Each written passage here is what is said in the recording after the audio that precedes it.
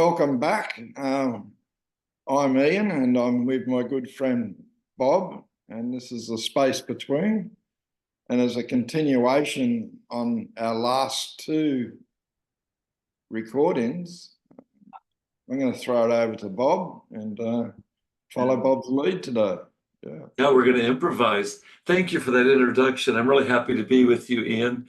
Ian's in the east of Australia and Bob's in the west of California. I'm as close as I can be to Australia, where I live in California, Southern California. So, and we both live near the ocean, so that if I go out and I look at the ocean, that same ocean touches on the shores where you live. So, Okay, wow, yeah. I feel connected to you in many ways, Ian. I'll tell you what came to me as a thought, maybe as a lightning rod. We can kind of use this to start. Is we were talking earlier about some serious things, and what I'm aware of is that, and it's come up a few times since the last podcast that we did, Ian, is that one of the real blessings for me of being in recovery, as you know, I'm just past the dozen-year mark, and I think you've been in recovery about 3 times as long as I have been, or longer. But having said that, one of the real boons or blessings of recovery for me is that it's leveled the playing field in terms of conversations. I find myself in conversations socially. Both of us do clinical work, so I'm counseling people as you are through the week, and those conversations by definition are serious. People are bringing distress and looking for help, and so people vary in terms of their ability to dive into that process. But I want to reflect just personally for a moment and talk about the advantage. When I got into recovery those dozen years ago, Ian, you and I talked about this. That was my worst nightmare, to have to go into a group. I was involved in a 12-step support group where the expectation was that I share about the most messed up stuff I'd ever done. And I had spent most of my life assiduously avoiding that if I could help it. And my fall from grace was epic and quite public. And so I had a lot of shame, around that. Well, it's a dozen years later and lots of group meetings, both being a member of and facilitating group meetings, conversations and friendships like ours, in that I feel pretty much like an open book about, I'd say, the darker side of life. I've always been kind of an optimistic, probably cheerful personality, just kind of my nature. But what's gotten integrated is the darker side, which means my anxieties, my sadnesses, and certainly my history of addiction. I feel able to talk into that, and I love what it does. I don't know if it communicates through the ether. I'm not sure if it's like in the air or the water. I'm not sure about that.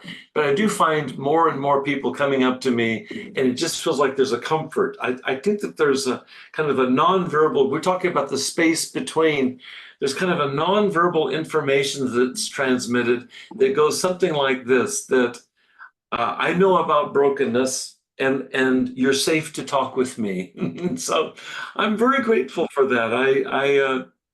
I end up talking with people about everything from mistakes they've made to fear of death, to you name it, the whole range. And I'm in all of that range. I'm not somehow over it. It's just that since turning my heart and my soul towards recovery those dozen years ago, it's changed me at a molecular level, and I'm glad for that.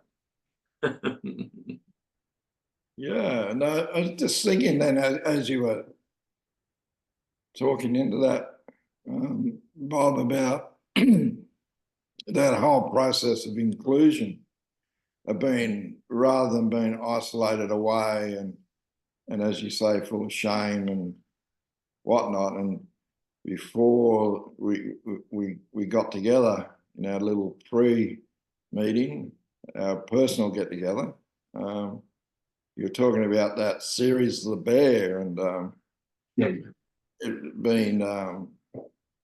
been setting kitchens and I grew up in kitchens since I was 16, and professional chef, and Um, a drunk, and smoked too much dope, and did whatever you did in the yeah, did whatever I did in the 80s, yeah, 70s and 80s, and yeah, it's what, just to talk to what you're saying then. You mentioned kitchens and alcoholism and whatnot. That was our conversation.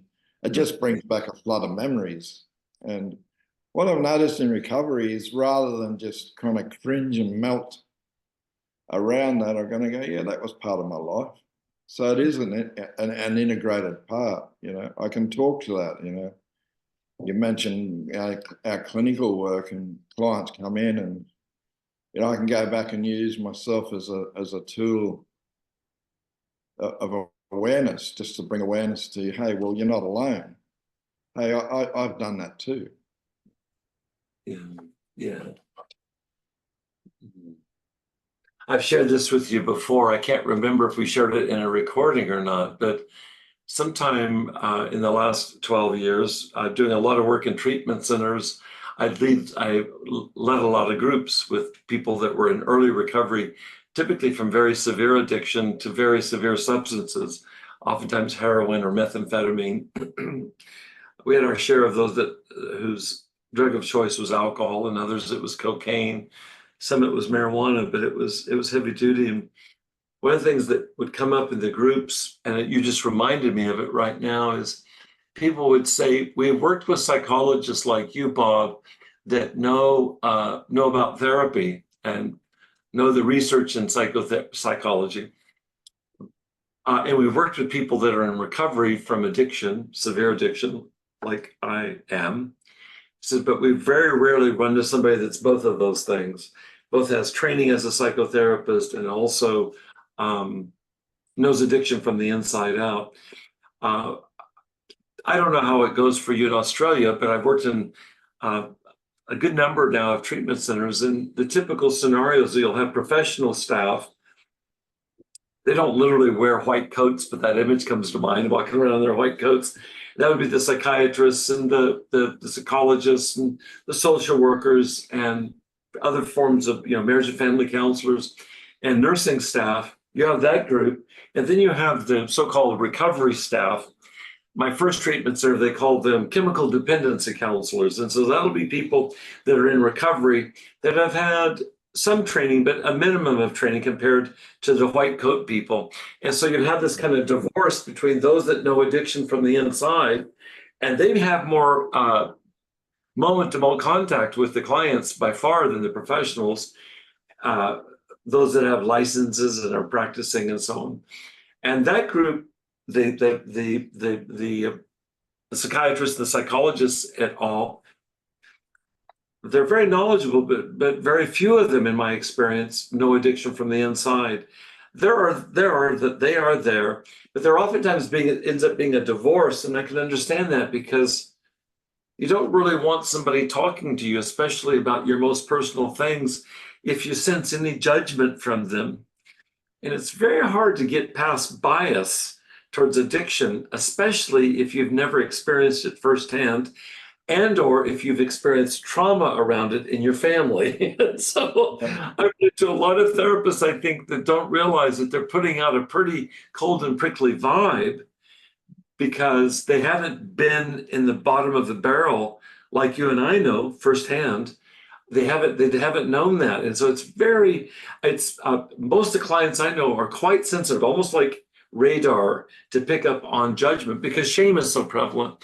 And so you and I have the good fortune of having vast training in the psychotherapeutic realm and vast training in the addiction realm.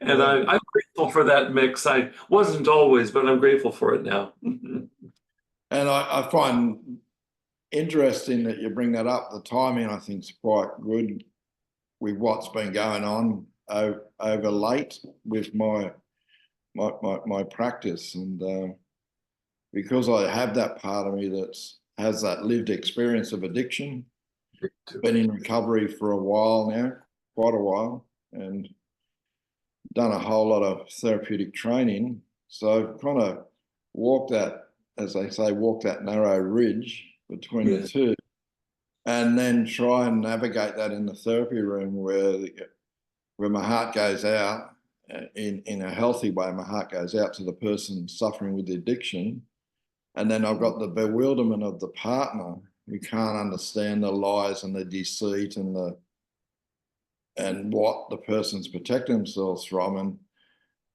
you brought a deeper awareness for me about the level of shame that we carry as people in addiction, and the protection or the defenses against exposing myself. I thought of a saying the other day. I heard in rehab a long time ago. We lie when the truth will do. I've never heard that. That's powerful. We lie when the truth will do. That's good. Thank you for that. Yeah. Wow. And I watch that in couples work. The dynamic set up in such a way that the person with the addiction carrying the shame and the guilt and trying to find a way out of the nightmare is floundering to work out how to be intimate, how to be honest, how to be truthful, how to regain trust.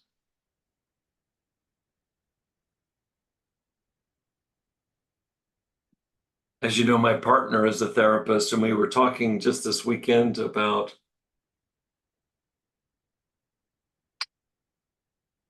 how imperative it is that clients feel like they can come to me and tell the truth, that the truth will do. And I've been struck by this across these last dozen years since the focus of my work has been around recovery. I've been struck by how many clients will have a slip or even a relapse and be ashamed to bring it to me because they're anticipating rejection, they're anticipating judgment. And it only takes a couple of times for them to realize that that's quite the opposite for me. It's interesting, just synchronistically, Ian, I saw a client this morning who I'd seen several years ago, and then he reached out to me. We met. I think it's just a one-off. He just wanted to kind of check in with me. And so asked how he's been doing. And I told him just what I just told you, which is that any slip that you've had gives us information for where we need to focus. And I look at it that way. And I told him, I'm saying the exact same words I said to him just a few hours ago, that there's not even a speed bump for me around somebody's slip. Let's say that somebody has a drink or they whatever happens, is like that's where we get to work, is on that. It reminds me just now of a line from Rumi, who I love his poetry so much.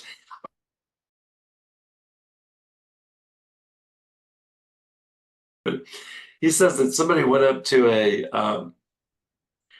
spiritual leader. His origins are Persian, so it would be in that tradition, and asked him what the essence of spirituality is. And Rumi's answer, I just love this, because I felt that this morning talking to this client. His answer was, it's that feeling of joy when sudden disappointment comes. Yes, that's right. I read that recently. Yes. Yeah. And I thought of it. It's an odd thing, and you have to kind of wrangle with it. But I've thought about that poem over the years, is that I don't know that I'm so evolved to feel joy, but I do feel curiosity when there's a foul up, like when there's a deviation. I learned this from Gestalt therapy, actually from Gestalt psychology, which precedes it, that if you draw a line across, I used to do this in class when I would teach, I draw a line with a marker across the whiteboard in front of the class, and I draw just a single little divot in the middle of the line. And I would ask the class, where does the eye naturally land? And of course, it lands where the divot is. I think that's the way our minds and souls orient. And so let's go for the divot. And why not be curious about the divot?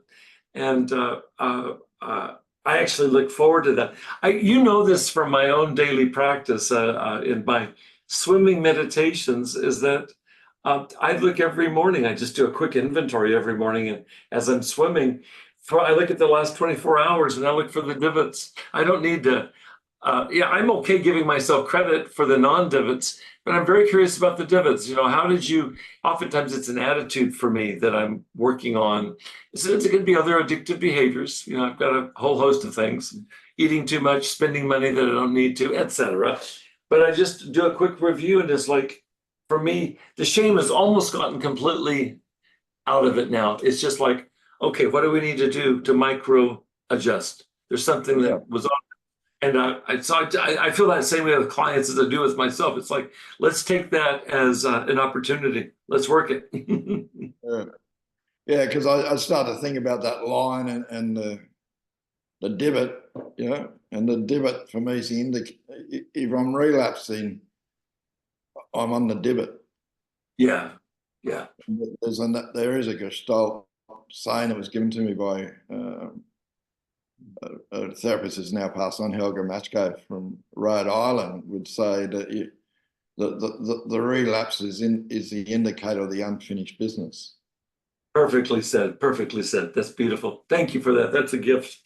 Yeah, that's it right there. It's like that's where we find it. You've heard this saying before. I learned it from Jack Kornfield in mindfulness training, but it's enough in the culture that that a cracked jar or a cracked container, the crack is valuable because that's where the light shines through. It's like that's the unfinished business. The light shines through the crack. If there's no cracks, then I'm kind of in the dark. So I really feel that way, both personally as well as clinically, more and more. And thank you for that. It's like that's where the unfinished business is. Let's roll up our sleeves and get to work on that. Yeah. So as someone in recovery like myself, I can understand that.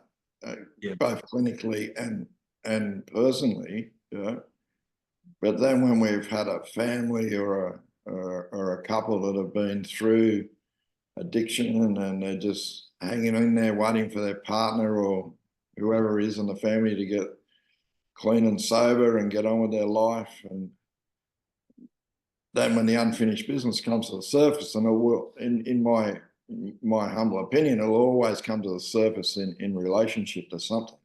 Yes. It's not a process in isolation. And then if the work's not done on the other side within the family or the couple, the personal work, they'll just go into disappointment. They'll be devastated, feel betrayed again, whatever the feeling is. And then the conflict's back. And the pressure within inside the couple or with inside the family. Well, there's only one place. If my default is to drink and drug, I'm going to drink and drug. Yeah. That's what I'm going to do, unless I have a good program behind me, have a good practice, and a good support network where I can ride that wave out and learn what I need to learn out of the situation that's put in front of me. And then I become stronger and move on and close off that the unfinished business. Yeah. Really good. There's so much in what you just said.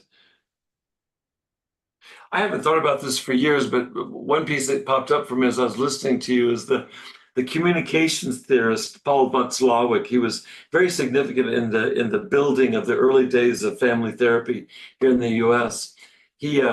I read a book of his called The Pragmatics of Human Communication. It was dense, but he had this line in there. He says, "You cannot not communicate. Cannot not communicate." It came up for me listening to you just now, how it is that in relationship, our conversation here is talking about the space between, which assumes relationship. And we talk a lot about Martin Buber and his dialogical perspective on philosophy and on human experience. So you and I both value that. Is that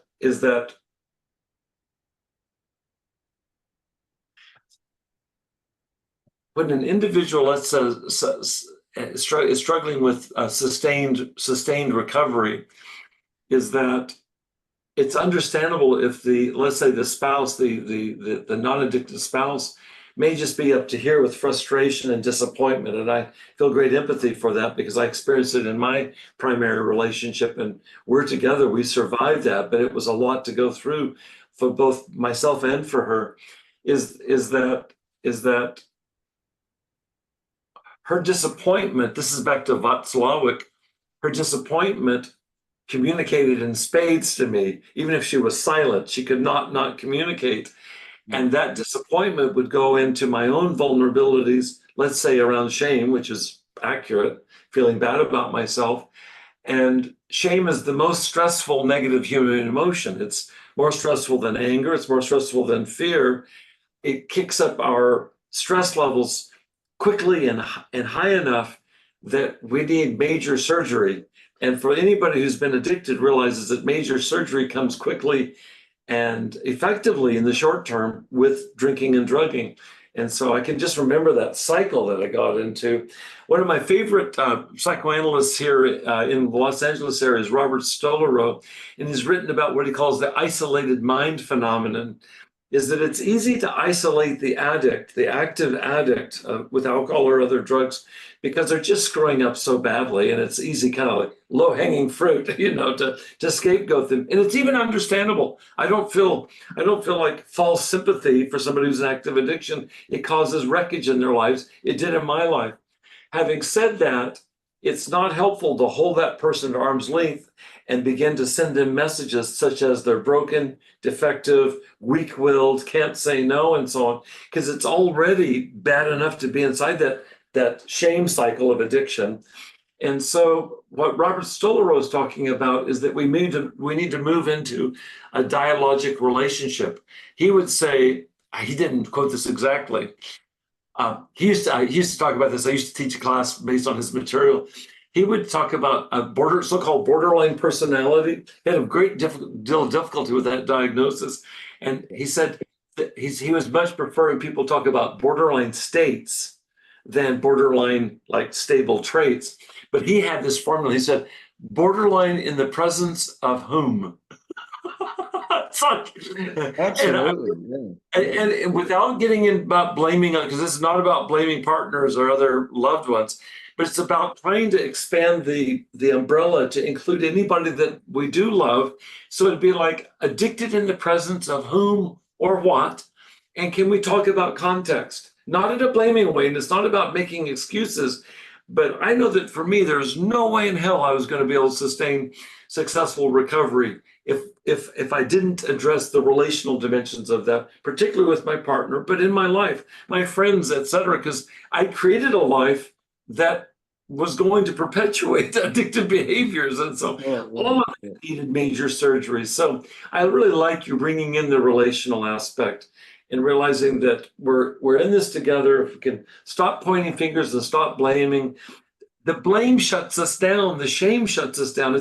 It's a freeze response in the brain. So if you want me to open up and work on my unfinished business, the first thing is I've got to do is find the courage to do that. And that means I've got to find some way through that net of shaming messages from the inside and from the outside to be able to do that. But that is the goal, to deal with the unfinished business. So. Yeah. Yeah, and I do. That's one of my basic premise, I guess, is I'm reacting in relation to what? Beautiful. To what? Yeah.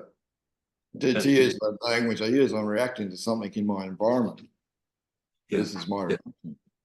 And if I've been unsupported in that place, or my needs haven't been met at a younger age, I will be, the behavior may look infantile because the behavior is infantile. I don't know how to take responsibility. The expectation is, well, you're an alcoholic, you're an addict. About time you took responsibility for yourself. But relationally, if I don't have the resources to take responsibility for myself, then what? Yeah. The metaphor I use sometimes, Ian, and we certainly have shared metaphors, is if I'm in an oxygen depleted environment, you can talk to me until you're blue in the face about responsibility. But if I am blue in the face, literally from lack of oxygen, who gives a darn about responsibility? And if we transfer that to relationships, I was thinking as I was listening just now, growing up as a child in a challenging environment, I came up with strategies to survive it. It was a challenging family, that's for sure. And I didn't drink because I was so little. I wasn't that imaginative, but I came up with versions of it. One of my early versions was candy, sweets. It would soothe me in a messed up environment. And then a little bit later on, I developed sex in various forms. That would do it because pleasure, whether it's with sweets or with sex, that'll do it. And I came up with things that were less self-destructive, but I had a whole smorgasbord of ways of dealing with it. And then when I discovered alcohol, which was a bit later for me in late adolescence, that was the ticket. The thing is I never grew up. I never grew up. And so I transferred, what I mean by that is I transferred patterns that I grew up with, big surprise, into adulthood with relationships that were not supplying oxygen. So big surprise, I'm going for oxygen substitutes, and I did that all the way through adulthood. And it just blew apart when the substance addiction took over. But I've been doing that since earliest memory. I've been coming up with ways of managing that. So it never got down to brass tacks, which is I've got to deal with this oxygen situation because this is not sustainable. I can remember. The young child doesn't know what oxygen looks like. No, I didn't have any concept of that, and I didn't in adulthood. I can remember how many times holding up a glass of wine, and this is pathetic, but it's true, and drinking it, realizing it, I'm drinking this because I'm in an effed up situation. I mean, I was literally self-medicating consciously, but didn't have the imagination or the wherewithal to change the situation. And so when I got into recovery, I was going to have to change the situation, and that's been the course of the last 12 years. Yeah. Well, for me, the glass of wine becomes the oxygen. I don't know what oxygen is. I don't know what I need, but this is my oxygen. Yeah. Go back to my craft within Gestalt therapy. What I'm talking about and what I hear you talking about, Bob, is what's referred to as a creative adjustment. That's how we survive our environment. It's a beautiful term. I don't judge myself with that anymore. Go ahead. Helga Matsko, who I mentioned earlier, came up with the concept of that glass of wine is a secondary creative adjustment. Good. That's good. And then from there, we're looking at how to survive. So we take away our oxygen supply, and now you got to take responsibility, or I have to take responsibility to breathe by myself. Well, I don't know how to breathe by myself. I've never, if I could breathe by myself, I would do, and I wouldn't be difficult. And the recovery process is that's for me at that simple level is about learning how to breathe properly. I love it in the Tibetan tradition of meditation. You probably have practiced this Tonglen meditation where you breathe for one another. You actually put your hand on the other person's chest and you breathe. You synchronize over time your breathing, and you're imagining my breathing in, your pain, my breathing out, clear, healing breath into you, and vice versa. And you get into this rhythm. I haven't done this for years, but just as you were sharing that image of oxygen, what came to me, I'll say this for myself, and it's going to be a strong statement. I cannot breathe alone. I breathe in relationship. And it took me a long time to realize that my secondary creative adjustments were still not getting me oxygen. And what I wanted was the real thing. I had a thirst for real oxygen. And so I set about on that course, and it'll be a lifetime work for me to keep that alive, as well as to correct. I have old reflexes. I spent most of my life, the first 50 or 55 years of my life, with secondary creative adjustments, and decided to change the game plan 12 years ago. And it's like, I'm still a newbie. And so what I want to do, somebody came to America from China, anthropologists years ago, and said, you have the most individualistic culture on the planet. self-reliant, and I think Australia is probably number 2. I don't know. But all I know is what we're talking about. Even when I say it to you right now, I feel some twinges inside because I'm saying it strongly. I cannot breathe alone. I cannot breathe alone. I need to breathe with you, Ian. I need to breathe with my partner. I need to breathe with my friends. But I want to breathe. I want to breathe pure oxygen. I don't want secondary creative adjustments anymore. Carl Jung called it a counterfeit spiritual experience. I don't want a counterfeit spiritual experience. I want the real thing. I want the real thing. I was watching this, they can always just Google Dr. Bob Weathers or myself, Ian War, and come up with some resources. Bob's website is full of resources if you want to visit that, and we'll have another healthy conversation and dialogue in a couple of weeks. So thanks, Bob. Yeah. Thank you. Blessings and much love to you, Ian. It's a real pleasure. It's hard to wind down because there's so much good stuff between the two of us. It's really valuable to me. I hope somebody can find something of value, but I love what we're doing. Thank you. Thank you. All right. Thank Blessings. you. Okay, we'll see you again soon. Lots of love. Bye-bye. Bye-bye.